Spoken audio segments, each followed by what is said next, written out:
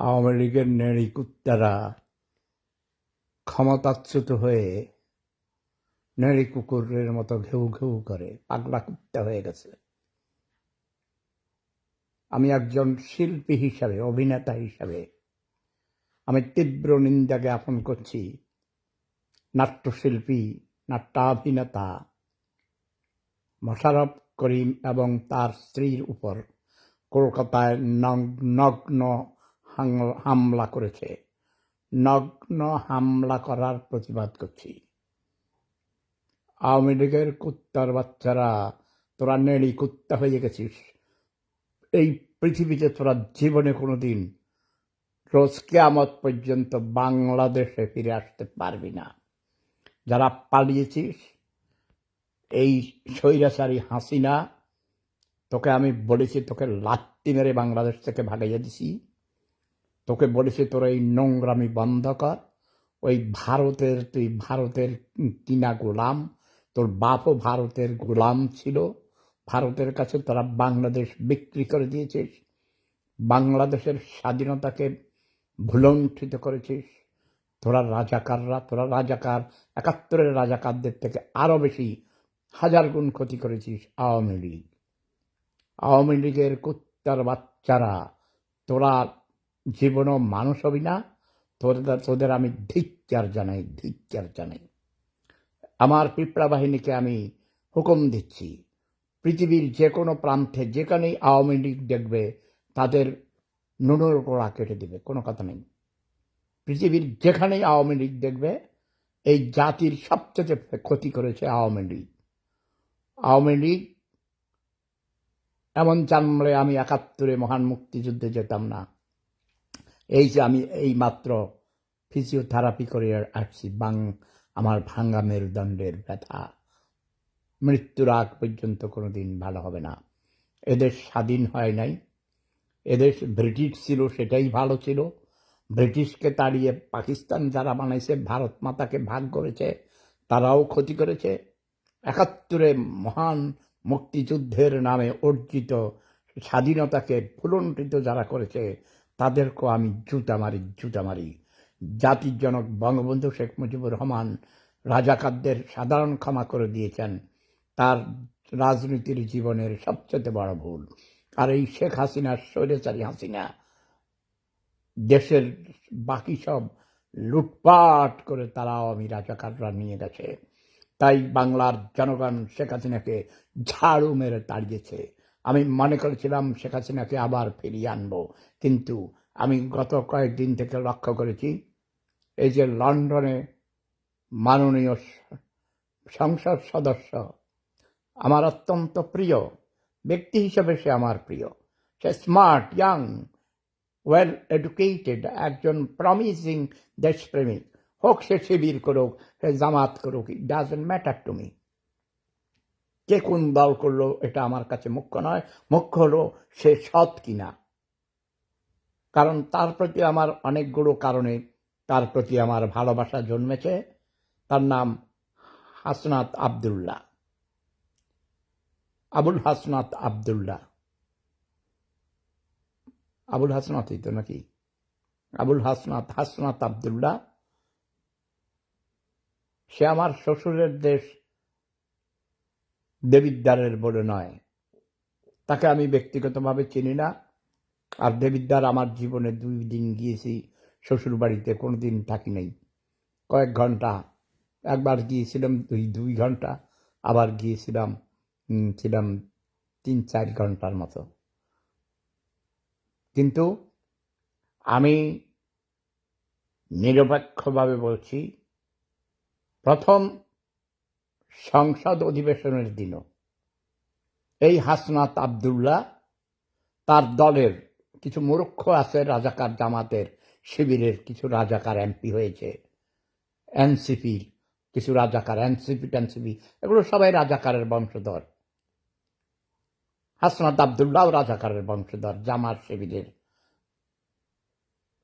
জন্ম। রাজা কি বলে, বাংলা কইতে পারি না, জার্মান কইতে রাজাকারের বংশধর। কিন্তু আমি যদি ৭১-কে ভুলে যাই, ভুলে তো যাওয়ার কথা নয়, মানে ৭১-এর কর্মকাণ্ডকে যদি আমি তাদেরকে, যেহেতু জাতির জনক ক্ষমা করে দিয়েছেন, আমরাও ক্ষমা করে দেই, কি বলা হয়, কম্প্রোমাইজ করি।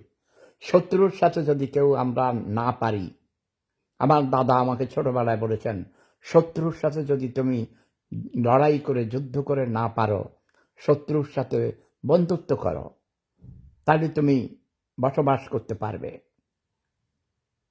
কুমিরের সাথে লড়াই করে জলে বাস করা যাবে না, কাজেই জলে বাস করতে হলে কুমিরের সাথে বন্ধুত্ব করতে হবে, ঠিক না? আওয়ামী লীগ যারা করে এরা রাজনীতি বোঝে না, লেখাপড়া করে না, চোরটা বেশিরভাগ মিথ্যুক ধোঁকাবাজ, লোভী, ক্ষমতা লিপ্সু, সম্পদের লিপ্সু। আমার পরিবারও আওয়ামী লীগ করে, এরা সব জঘন্য ডাকাত, দিনে দুপুরে মানুষ কোপ দিয়ে মেরে ফেলেছে, আমার সব সম্পত্তি দখল করেছে, পৈতৃক সম্পত্তি, কিনা সম্পত্তি। এরা আওয়ামী লীগ করে, এরা আমার ভাতিজা, ভাই ভাতিজা যারা আওয়ামী লীগ করেছে, এরা সব লোভী, অর্ধশিক্ষিত, মূর্খ, ছোট লোক, গরিব, এদের মেন্টালিটি ভালো না। আমার পরিবার আওয়ামী লীগের পরিবার, আওয়ামী লীগের পরিবার খারাপ ভাই, এর থেকে জামাতের মানুষ অনেক ভালো, জামাত শিবির। আমি আজ থেকে এনসিপি, আমি এনসিপিতে যোগ দিলাম, ঠিক আছে? এনসিপির তরুণেরা তোমরা বেয়াদবি করবে না। ওই যে আমার শাহরাস্তির ওই নাসিরুদ্দিন পাটোয়ারিকে থাপ্পড় মেরে দিয়েছি। নাসিরুদ্দিন পাটোয়ারি, তুই বেয়াদব, বেশি কথা কাজ, বেয়াদবি করবি না সিনিয়রদের সাথে। ভাষা শিখ, কথা বলা, ব্যবহার শিখ। ব্যবহার শিখতে হলে আমার কাছে আয়, ভিয়েনাতে 1 মাস থাকতে যাবি, থাকা খাওয়া ফ্রি, তোরা আদব কাদা শিখাবো, ঠিক আছে? কিন্তু ওর সাহস আছে। আচ্ছা, নাসিরুদ্দিন পাটোয়ারি কি সব কথা মিথ্যা বলে, ভুল বলে? এরকম আরো অনেকেই আছেন, কয়েকজন ব্যারিস্টার আছেন। এখন ওই যে ৭১-এর থেকে এরা রাজাকার, এরা জামাত শিবির, এরা খারাপ, এরা যা বলে সবই খারাপ। এটা হলো মনের রোগ, মানসিক রোগ। নাসিরুদ্দিন পাটোয়ারি একটা কথাও ভুল বলে নাই, একটাও মিথ্যা কথা বলেন নাই, সব সঠিক কথা বলছে। কিন্তু ওই দেখতে নারী, যারে দেখতে নারী তার চলন বাঁকা, তাই না? হাসনাত আবদুল্লাহকে দেখতে পারি না, কারণ সে রাজাকারের পোলা। শোনা কথা, আমি জানি না, আমি তার বাপরও চিনি না, তার দাদারও চিনি না, তবে সে শিবির করে, এটা ঠিক। জামাত শিবির তো ব্যান্ড ছিল না, শেখ হাসিনা তো মানে ক্ষমতা হারাবার একদিন আগে ব্যান করতে গেছে। হাসিনারে আমি যখন ব্যান করতে করছি তখন ব্যান করে নাই। হাসিনা রাজনীতি বুঝে না, বঙ্গবন্ধুর কন্যা না হইলে সে কি প্রধানমন্ত্রী হইতে পারত? বেগম খালেদা জিয়া যদি জিয়াউর রহমানের স্ত্রী না হইতো, প্রধানমন্ত্রী হইতে পারত? এই যে আমাদের বর্তমানে মাননীয় প্রধানমন্ত্রী, আমার প্রিয় ভাগিনা তারেক রহমান, পিনু, ওর ডাক নাম পিনু, পিনু কি কখনো প্রধানমন্ত্রী হতে পারত? কাউ জিয়াউর রহমানের সন্তান না হইলে। জিয়াউর রহমান অনেকগুলো ভালো কাজ করে তিনি এক সুনাম অর্জন করেছেন, বাংলাদেশের মানুষ তাকে ভালোবাসে। জাতির জনক বঙ্গবন্ধু শেখ মুজিবুর রহমানও অনেক ভালো কাজ করেছেন, আমাদেরকে একটি স্বাধীন সার্বভৌম রাষ্ট্র উপহার দিয়েছেন। যদিও দেশ স্বাধীন হওয়ার পর তিনি ঠিকমতো দেশ চালাইতে পারেন নাই, প্রশাসক হিসেবে খুবই দুর্বল ছিলেন, কিন্তু জিয়াউর রহমান প্রশাসক হিসেবে ভালো করেছেন। তার চেয়ে তো বেশি ভালো করেছেন, তার চেয়েও বেশি ভালো করেছেন প্রেসিডেন্ট এরশাদ। প্রেসিডেন্ট এরশাদের 9 বছর বাংলার, এই বাংলাদেশের স্বর্ণযুগ আমি বলবো। আমি কাছে থেকে তার সাথে কাছে থেকে কাজ করেছি, জাতিসংঘের উপদেষ্টা হিসাবে আমি তার উপদেষ্টা ছিলাম, তাকে ছায়ার মতো বুদ্ধি দিয়েছি, পরামর্শ দিয়েছি, এবং তিনি আমার পরামর্শ শুনেছেন।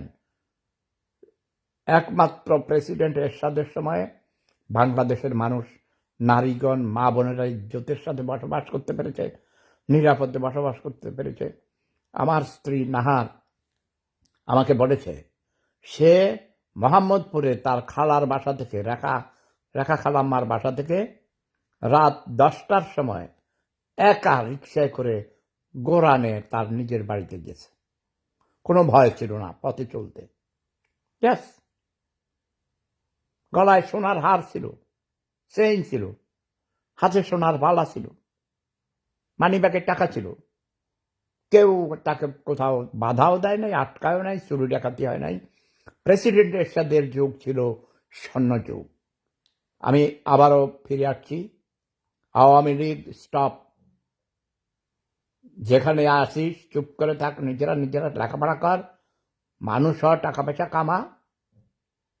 বিএনপি 17 বছর নয় 20 বছর সংগ্রাম করে, জামাত অনেক পরিশ্রম করে, কষ্ট করে, নিজেরা সংগঠিত হয়ে একমাত্র বাংলাদেশে একটি দল আছে যেই দলের মধ্যে গণতন্ত্র আছে, সেটা হলো জামাতে ইসলাম। শিবির ক্যাডার ভিত্তিক রাজনৈতিক সংগঠন। আওয়ামী লীগ এত বড় দল, কিন্তু সেখানে কোনো সেন্ট্রাল কমান্ড নেই, কারণ সেটা ক্যাডার ভিত্তিক সংগঠন নয়। আওয়ামী লীগের লোকদেরকে জিজ্ঞেস করো আওয়ামী লীগের জন্ম কবে, ছাত্রলীগের জন্ম কবে, কি কি কাজ করছে। ওই কবে পদ্মা সেতু বানিয়েছে।